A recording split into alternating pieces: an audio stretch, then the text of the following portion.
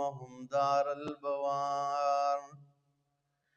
جهنم يصلونها وبئس القرار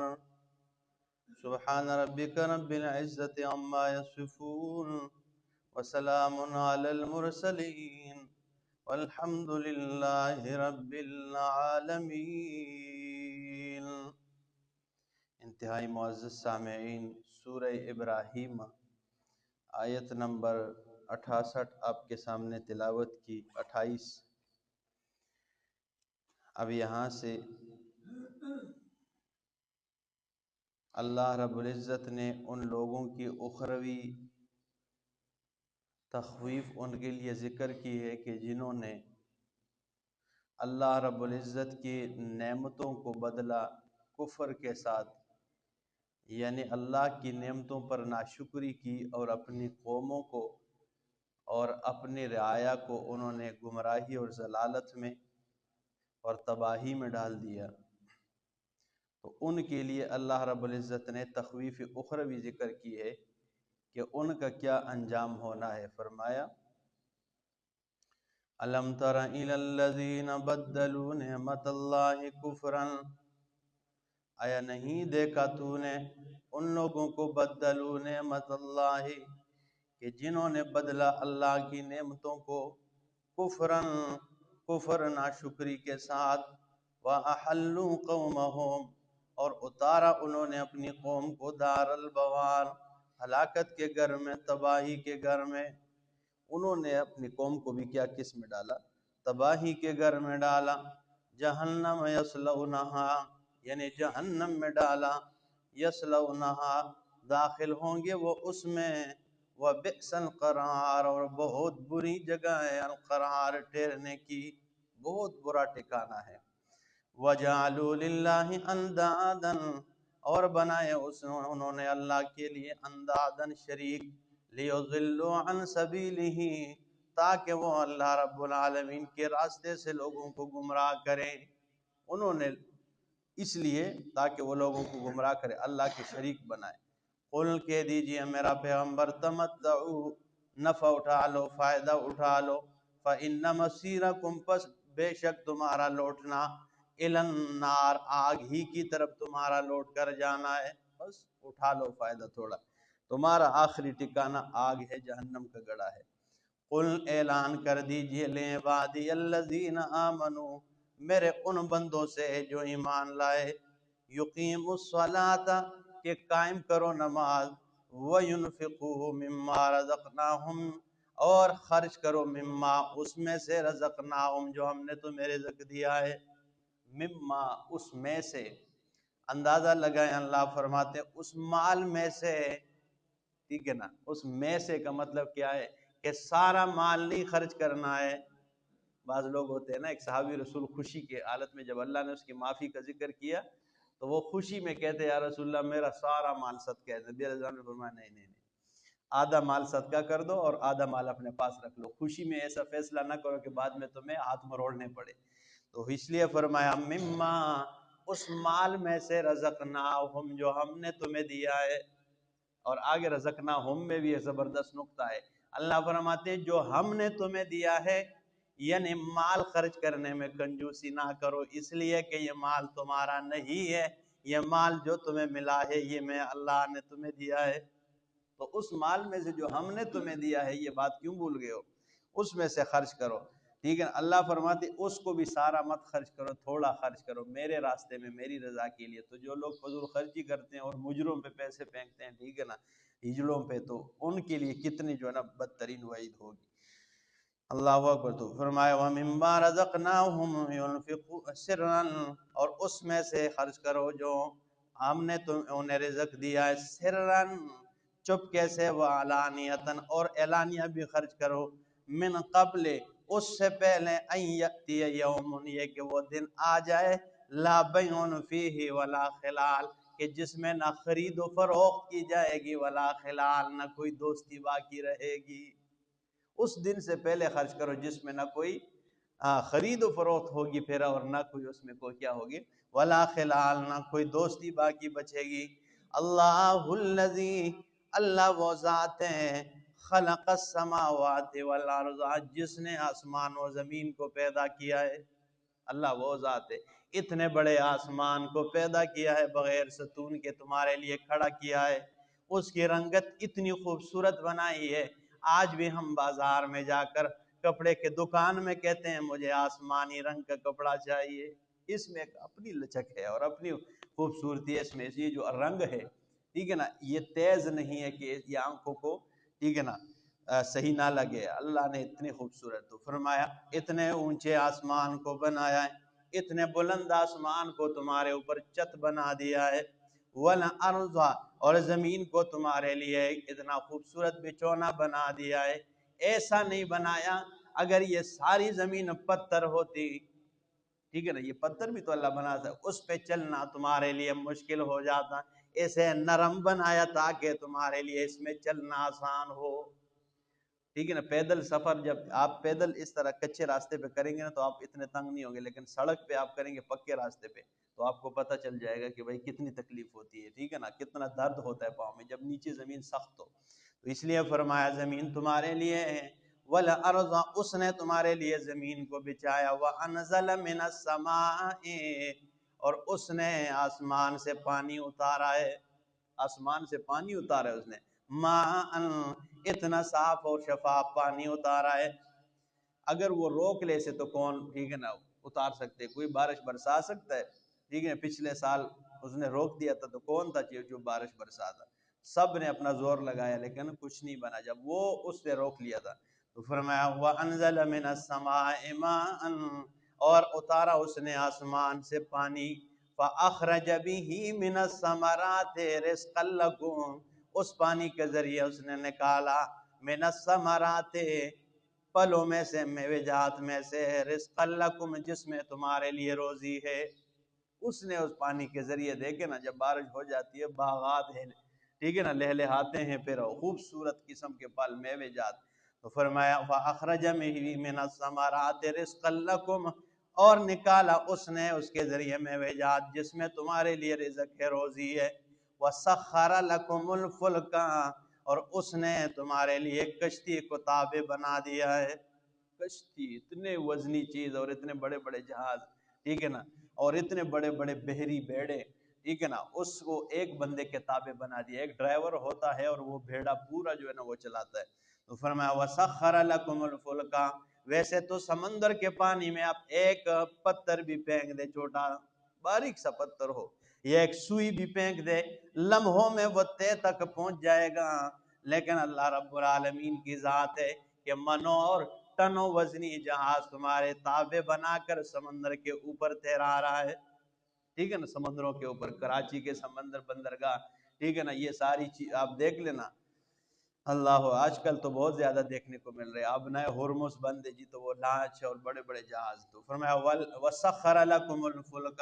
اور اس نے تابع کیا تمہارے لیے، کام میں لگائے کشتی کو، لِتَجْرِيَ فِي الْبَحْرِ بِأَمْرِهِ، تاکہ وہ سمندر میں چلے، بِأَمْرِهِ، اسی کے حکم کے ساتھ، وَسَخَّرَ لَكُمُ الْأَنْهَارَ، اور اس نے تمہارے لیے نہروں کو تابع بنا دیا ہے، بڑے بڑے نہر جی، یہ فلانا نہر، یہ اٹک کا نہر ہے، ٹھیک ہے نا، یہ اٹک نہر آپ نے دیکھا ہوگا، ادھر سے بندہ جب گزرتا ہے نا، یہ ٹاٹیاں کے پاس سے، یہ غازی سے تربیلا سے الگ ہوا ہے، اور ایسے کئی منڈی بہاؤدین آپ جائیں گے، اسی طرح سرگودا، بڑے بڑے نہر، تو فرمایا وَسَخَّرَ لَكُمُ الْأَنْهَارَ، اور اس نے کام میں لگایا تمہارے لیے نہروں کو، وَسَخَّرَ لَكُمُ الشَّمْسَ وَالْقَمَرَ، اور اس نے تمہارے لیے کام میں لگایا سورج کو اور چاند کو، اتنے بڑے بڑے ستارے بنائے، لیکن تیرے فائدے کے لیے اللہ نے بنائے، اے انسانا یہ تیرے فائدے کے لیے بنائے، سخر لکم الشمس، اس نے کام میں لگایا تمہارے لیے سورج کو، سخر یعنی مسخر کرنے کا مطلب یہ نہیں کہ سورج کو کنٹرول میں بنایا، ہاں جی جدھر انسان چاہتا ہے ادھر ہو جائے، نہیں، سخر کا مطلب یہ تمہارے کام میں لگایا، علماء مانا کرتے، تو کام میں لگایا تمہارے لیے سورج کو، یہ اتنی زبردست تپش ہے اس کی، یہ جلاتے بھی ہیں لیکن اگر یہ نہ ہو نقصان بھی بڑا ہو جاتا ہے،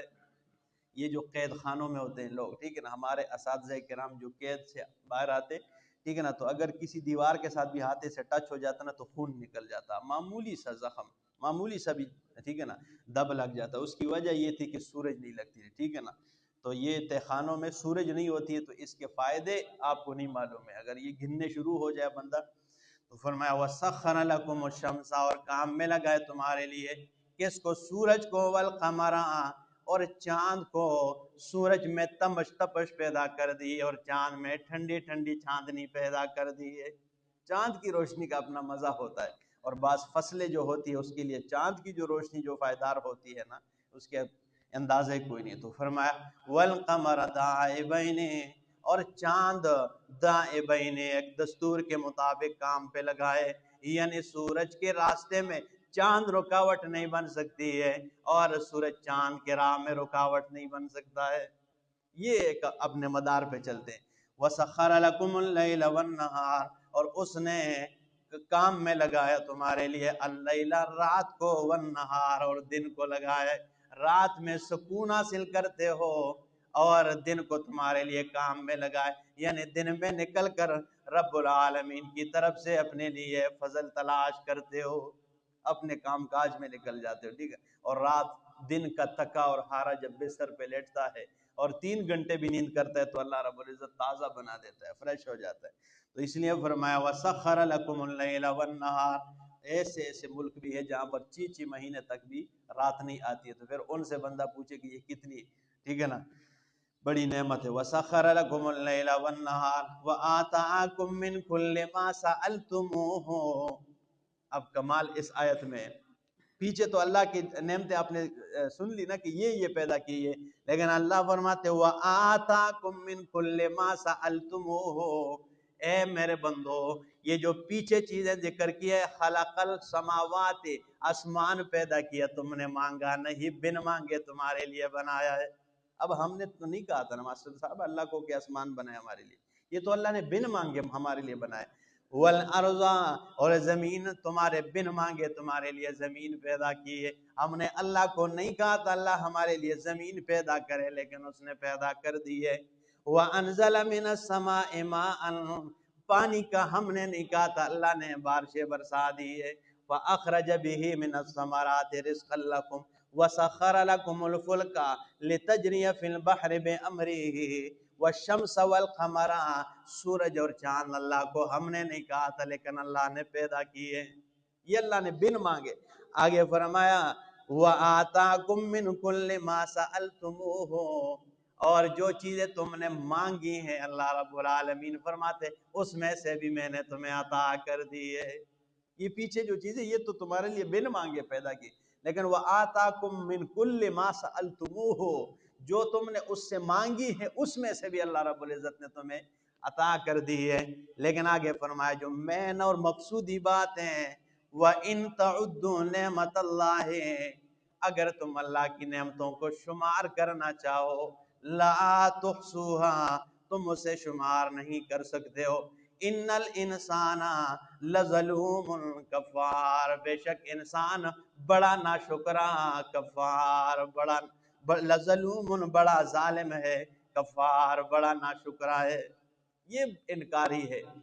اللہ فرماتا اتنی نعمتیں ذکر کی ہے، ٹھیک ہے نا، لیکن پھر بھی انسان کیا ہے؟ لظلوم کفار، یہ انہی سے مانگتا ہے. اب اللہ نے تو یہ چیزیں پیدا کیا، اب جن کو مشرکین پکارتے ہیں اور جن کو وہ حاجت روا اور مشکل کو کیا سمجھتے، انہوں نے کیا پیدا کیا ذرا وہ بھی تو آپ سن لیں. سورۃ النحل میں اللہ رب العالمین آیت نمبر 21 میں فرمایا، یہ اسی پارے کے آگے 14ویں پارے میں، والذین یدعون من دون اللہ، وہ لوگ جنہیں پکار دیں یہ اللہ کے علاوہ، لا یخلقون شیئا، وہ کچھ بھی پیدا نہیں کر سکتے ہیں، وہم یخلقون، حالانکہ یہ خود پیدا کیے گئے. اللہ نے تو یہ چیزیں پیدا کی جو سورہ ابراہیم میں آپ نے سنی ہے. اس نے آسمان و زمین پیدا کی ہے، اس نے آسمان سے پانی برسایا ہے، اس نے سورج و چاند پیدا کی ہے، اس نے تمہارے لیے کشتیوں کو تمہارے کام میں لگایا ہے، سمندروں کو تمہارے کام میں لگایا، دن رات اس نے تمہارے کام میں لگایا. انہوں نے کیا پیدا کیے جن کو مشرکین پکار دے؟ تو فرمایا لا یخلقون شیئا وہم یخلقون، اموات، یہ مردے ہیں، غیر احیاء، جن میں جان کوئی نہیں ہے، وما یشعرون ایان یبعثون، انہیں تو اتنا پتہ نہیں ہے کہ انہیں کب زندہ کر کے قبروں سے اٹھایا جائے گا۔ ایک مثالیں تو بہت ہے، صرف دو مثالوں پہ اتفاق کریں گے۔ 17واں پارہ ہے اور سورۃ الحج کے آخری آیات میں فرمایا جن کو یہ پکارتے ہیں تو انہوں نے کیا پیدا کیا؟ اللہ فرماتے ہیں یا ایھا الناس، اے لوگو، ضرب مثل فاستمعوا لہ، ایک مثال بیان کی جا رہی ہے، فاستمعوا لہ، اسے غور سے کان لگا کے سنو۔ وہ مثال کیا ہے؟ اللہ فرماتے ہیں ان الذین تدعون من دون اللہ، بے شک وہ لوگ جنہیں تم اللہ کے علاوہ پکارتے ہو، فرمایا لن یخلقوا ذبابا، وہ ایک مکھی بھی پیدا نہیں کر سکتے ہیں، مکھی پیدا نہیں کر سکتے ہیں، وَلَوِ اجْتَمَعُوا لَهُ، اگرچہ یہ سارے کے سارے مکھی بنانے کے لیے جمع ہو جائے۔ اور مکی کا ذکر اللہ نے کیوں کیا کہ یہ اللہ کی مخلوق میں ناقص الخلقت ہوتی ہے، اس کے آنکھ کے اوپر پردہ نہیں ہوتا ہے، باقی ہر چیز کی آنکھ کے اوپر یہ پردہ ہوتا ہے، لیکن مکی کے اوپر اس کے آنکھیں اپنے دیکھی ہوگی، یہ اس پہ اس طرح مارتا رہتا ہے ہر وقت، ٹھیک ہے نا، وہ پنجے سے، تو یہ ناقص الخلقت ہے۔ اللہ فرماتے ہیں یہ جس چیز کو میں نے ناقص پیدا کی ہے یہ اس کو بھی نہیں بنا سکتے، ٹھیک ہے نا۔ تو مکی پیدا کرنا تو دور کی بات ہے، اس میں تو روح بھی ڈالنی ہے اور اس کے ساتھ تو پر بھی لگانا ہے اور اسے اڑانا بھی۔ اللہ فرماتے ہیں وَإِن يَسْلُبْهُمُ الذُّبَابُ شَيْئًا، یہ اتنے کمزور ہیں جنہیں یہ حاجت روا مانتے ہیں، جنہیں یہ مشکل کشا مانتے ہیں، چاہے وہ جو بھی ہو غیر اللہ۔ فرمایا وَإِن يَسْلُبْهُمُ الذُّبَابُ شَيْئًا، اگر یہ مکھی میری پیدا کی ہوئی ان کے سامنے سے کوئی چیز چین کر چلی جائے تو فرمایا لَا يَسْتَنْقِذُوهُ مِنْهُ، یہ اتنے طاقت نہیں رکھتے ہیں کہ مکھی سے چینی ہوئی چیز واپس لے آئے۔ یہ اتنے طاقت کہ ان کے دسترخوان سے کوئی ذرہ کھانے کا اٹھا کر چلی جائے نا، تو یہ پیدا کرنا تو دور کی بات، اتنے طاقت نہیں رکھتے کہ زندہ ہوتے ہوئے بھی اس مکھی سے وہ چیز واپس نہیں لا سکتے ہیں۔ ضعف الطالب والمطلوب، یہ طالب اور مطلوب دونوں ضعیف ہیں۔ ما قدر اللہ حق قدرہ، انہوں نے اللہ کی قدر نہیں کی جس طرح اللہ کے قدر کرنے کا حق ہے، انہوں نے اللہ کی قدر نہیں کی جس طرح اللہ کے قدر کرنے کا حق ہے۔ ان اللہ لقوی عزیز، بے شک اللہ طاقتور ہے، عزیز زبردست ہے۔ اللہ زبردست ہے، سارے مردے